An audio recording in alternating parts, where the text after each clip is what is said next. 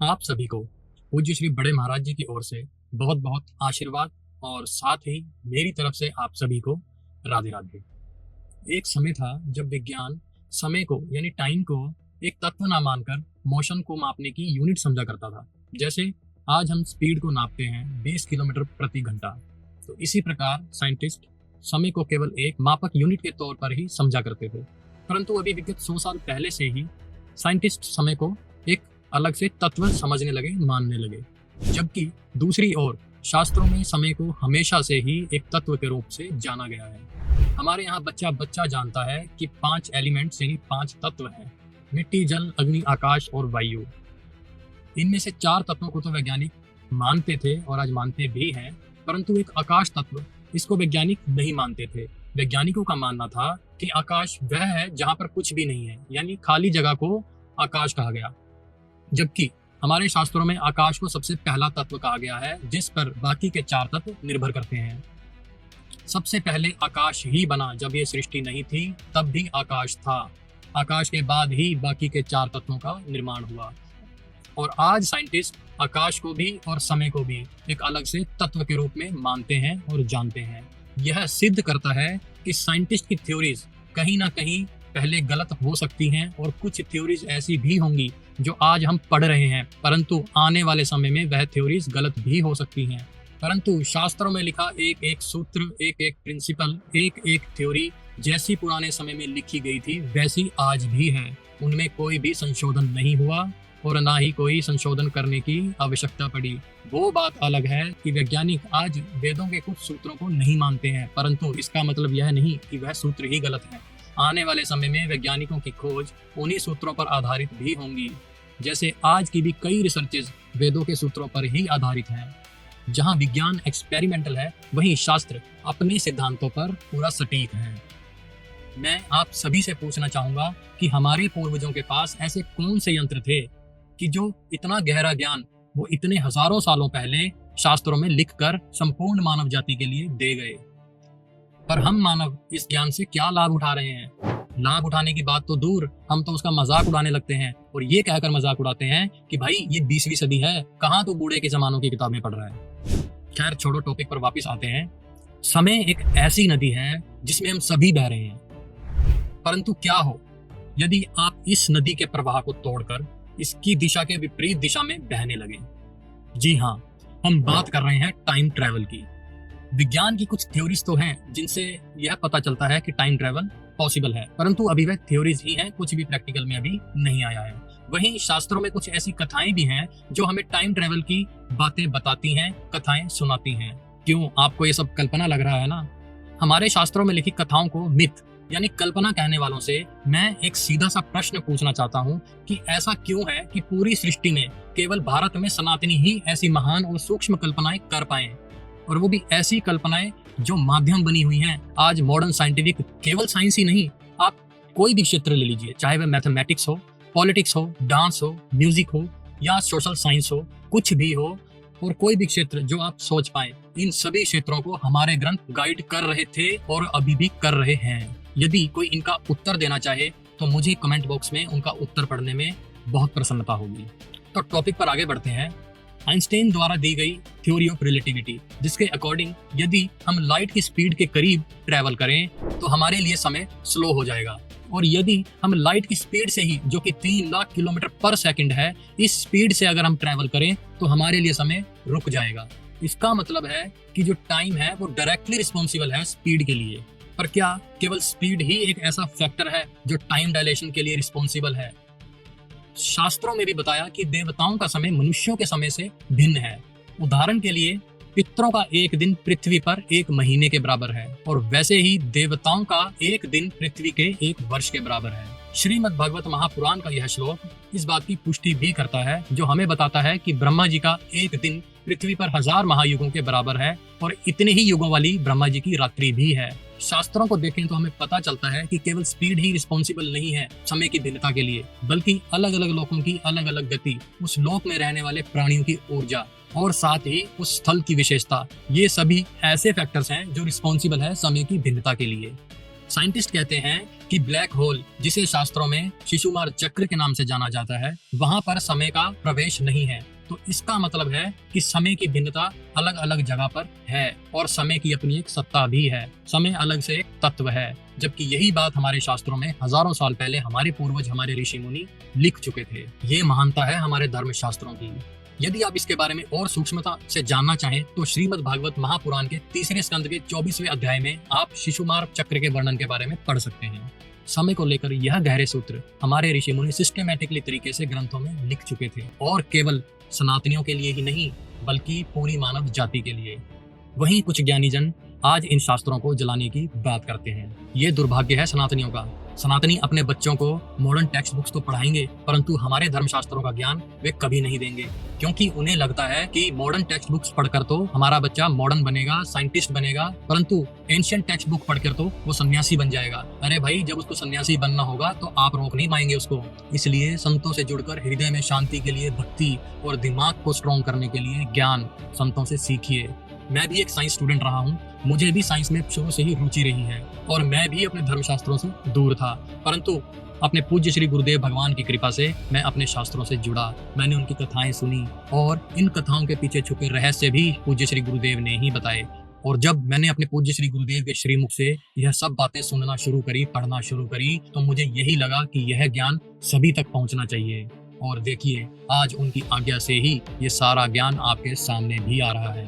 तो आप भी अपने बच्चों को संतों से जोड़िए, संतों की कथा सुनाएं और उन कथाओं पर सोच विचार करें, चिंतन करें कि इस कथा में क्या दिया गया है। ऐसे ही मैं आपको एक आगे महाभारत से छोटी सी कथा सुनाऊंगा, जिसमें से आज की मॉडर्न साइंटिफिक टर्म्स निकलेंगी। महाभारत के समय जब श्री भीष्म पितामह बाणों की शैया पर लेटे हुए थे, तब 56 दिन बाद श्री कृष्ण उनसे मिलने आए। तब भीष्म पितामह ने श्री कृष्ण से प्रश्न किया कि भगवान, मैं तो अपने 100 पूर्व जन्मों को जानता हूँ, मैंने ऐसा कोई कर्म नहीं किया जिसके फलस्वरूप मैं बाणों की शैया पर इतना तड़प रहा हूँ। तब श्री कृष्ण ने उत्तर दिया कि भीष्म, आप अपने 100 जन्मों को जानते हैं, परंतु मैं आपके सभी जन्मों को जानता हूँ। फिर श्री कृष्ण ने उनको उनके सूक्ष्म शरीर द्वारा समय यात्रा करवाई और भीष्म ने देखा कि एक जन्म में उन्होंने अपने रास्ते में आए सांप को अपने बाण से उठाकर कंटीली झाड़ियों की तरफ फेंक दिया और वह सांप कांटों में 56 दिनों तक फंसा रहा और 56 दिनों बाद वह सांप मृत्यु को प्राप्त हुआ। उसी के फलस्वरूप आज भीष्म पितामह भी कांटे रूपी शैया पर लेटे हुए थे और वैसे ही वे तड़प भी रहे थे और 56 दिनों बाद ही वे मृत्यु को प्राप्त भी हुए। यदि कोई कहे यह कथा तो केवल एक कल्पना मात्र है, परंतु आप समझिए, केवल इसी एक कथा से आप साइंस की कुछ मॉडर्न साइंटिफिक टर्म्स भी समझ सकते हैं। जैसे यह कथा साइक्लिक यूनिवर्स, टाइम ट्रेवल और कर्म की बलवत्ता को पूर्ण तरीके से सिद्ध करती है। भीष्म पितामह को अपने 100 जन्म याद थे, परंतु श्री कृष्ण को उनके सभी जन्म याद थे। भीष्म पितामह बार बार जन्म लेकर इस पृथ्वी पर आए। ना जाने कितने ही जन्म वे पृथ्वी पर पहले ले चुके थे और आगे भी कितने ही जन्म लेंगे।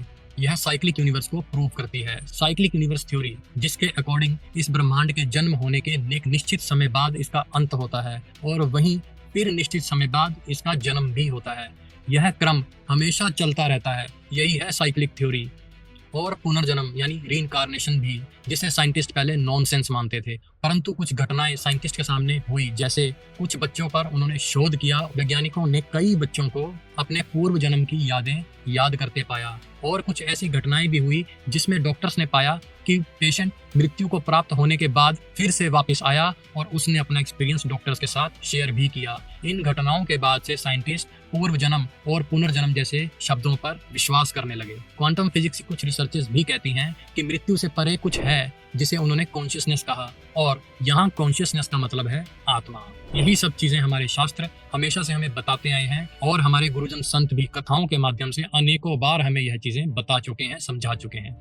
तो क्या अब भी आप हमारी कथाओं को माइथोलॉजी कहेंगे? जबकि केवल इस छोटी सी कथा में ही मॉडर्न साइंस की तीन टर्म्स बिल्कुल 100% फिट बैठती हैं। ऐसी ही कितनी ही कथाएं हैं हमारे शास्त्रों में जो मॉडर्न साइंटिफिक टर्म्स जैसे time dilation, cyclic universe, multi dimensional theory, black hole theory, string theories, ये सभी थ्योरीज हमारी कथाओं के माध्यम से सिद्ध होती हैं। विज्ञान की एक थ्योरी है जिसके अकॉर्डिंग फ्यूचर में जाना तो फिर भी एक बार पॉसिबल है, परंतु पास्ट में जाना बहुत जटिल है, क्योंकि पास्ट में जाने से पैराडॉक्स हो सकता है। अब यह पैराडॉक्स क्या है, इसे एक उदाहरण से समझते हैं। मान लीजिए कि आप पास्ट में जाकर कोरोना वायरस से इन्फेक्टेड हुए उस पहले इंसान को बचाना चाहते हैं और उसे बचाने के लिए आप पास्ट में चले भी जाते हैं और आपने यदि उसे बचा लिया तो आपका पास्ट में जाने का जो मोटिव था यानी कोरोना वायरस से उस व्यक्ति को बचाना वह तो खत्म ही हो गया। एक उदाहरण और समझते हैं कि यदि आप अपने दादाजी को पास्ट में जाकर शादी करने से ही रोक दें तो आप पैदा कैसे होंगे, यानी जिस कारण से आप पास्ट में गए वह कारण ही खत्म हो जाना पैराडॉक्स है। परंतु दूसरी तरफ हमारे शास्त्र कहते हैं कि मनुष्य के कर्मफल का असर केवल उसी मनुष्य पर पड़ता है, दूसरे किसी मनुष्य पर नहीं, और कर्मफल को रोकना संभव नहीं है। इसलिए यदि आप पास्ट में जाकर कुछ ऐसी गड़बड़ कर भी दें तब भी कुछ नहीं होगा। जो कर्म का फल जिसके लिए होगा वह उसे मिलकर ही रहेगा। आज भी कई संत ऐसे हैं जो अपने भजन बल से सूक्ष्म शरीर द्वारा दूसरे लोकों में, दूसरे समय काल में और दूसरे आयामों में विचरते हैं, और कई दूसरे लोकों के संत भी पृथ्वी पर आकर अपने शिष्यों व संतों को दर्शन देते हैं और भविष्य और भूत की घटनाओं से उन्हें अवगत भी करवाते हैं। शास्त्रों के अकॉर्डिंग समय यात्रा संभव है, परंतु केवल सूक्ष्म शरीर से, क्योंकि यह शरीर तो माया के अधीन है परंतु आत्मा माया के अधीन नहीं है। योग और भजन बल से ऐसा संभव है। यदि आपको इस पर विश्वास नहीं तो आप श्री भक्तमाल जी पढ़ सकते हैं, जिसमें अनेकों संतों के चरित्र हैं और ऐसी घटनाएं आपको उसमें पढ़ने को मिल जाएंगी।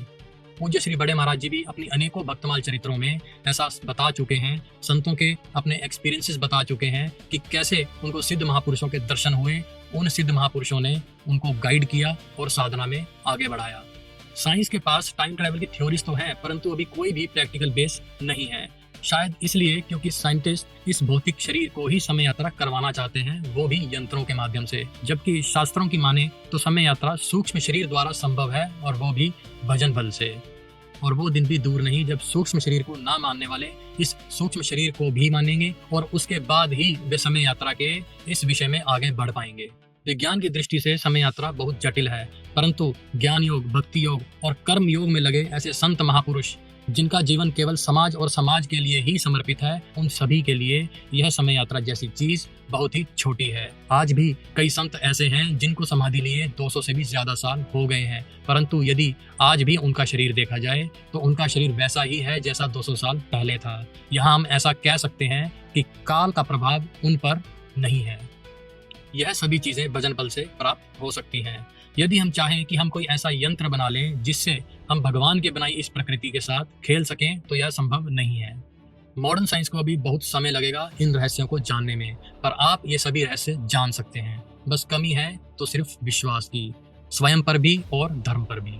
यदि आप इन सभी रहस्यों को जानना चाहते हैं तो संतों की कथाएं सुने, स्वयं भी ग्रंथों का अध्ययन करें और उन्हें समझने का प्रयास करें। यदि आपको समझ में नहीं आ रहा है तो उन कथाओं से संबंधित संतों के प्रवचन सुने, संतों के श्रीमुख से ही आपको यह ज्ञान प्राप्त हो सकता है। यदि अब कोई आपसे कहे कि आपके शास्त्रों में लिखी सभी कथाएं तो काल्पनिक हैं, तो स्वयं कुछ न कहकर यह वीडियो उन्हें भेजें और उनसे उत्तर मांगें, और साथ ही कहें कि तर्क देकर इसे गलत सिद्ध करके दिखाओ।